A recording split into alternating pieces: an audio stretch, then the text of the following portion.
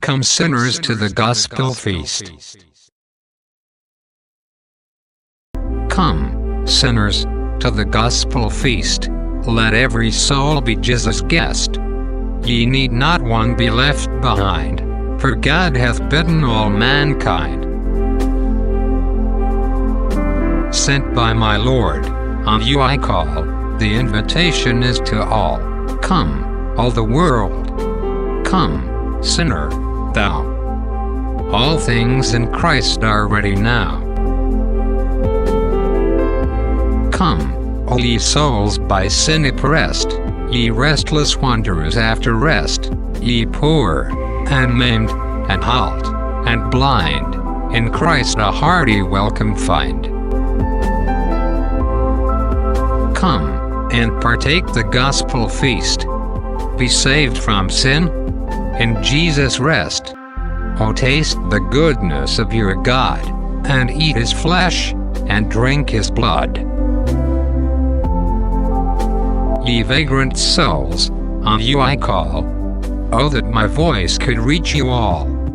Ye all may now be justified, ye all may live, for Christ hath died. My message is from God receive, ye all may come to Christ, and live. Oh, let his love your hearts constrain, nor suffer him to die in vain. His love is mighty to compel, his conquering love consent to feel.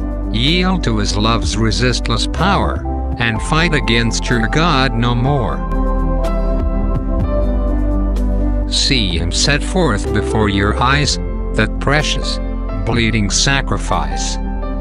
His offered benefits embrace, and freely now be saved by grace.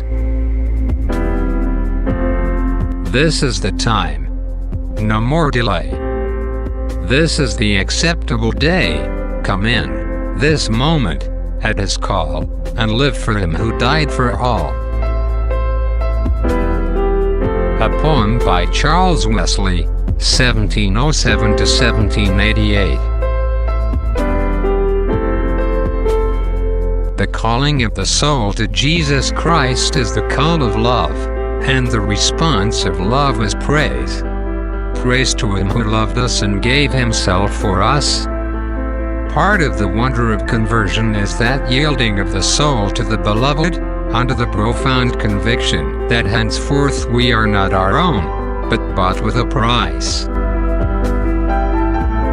No conversion is true unless it is in it the element of that yielding and self-surrender to Jesus Christ, so magnificently expressed by Paul to the Gentile Galatians. I have been crucified with Christ, and it is no longer I who live, but Christ lives in me. And the life which I now live in the flesh I live by faith in the Son of God, who loved me and gave himself up for me. For there is no true conversion without love, and no true marriage without that yielding of one to the other, which makes both one.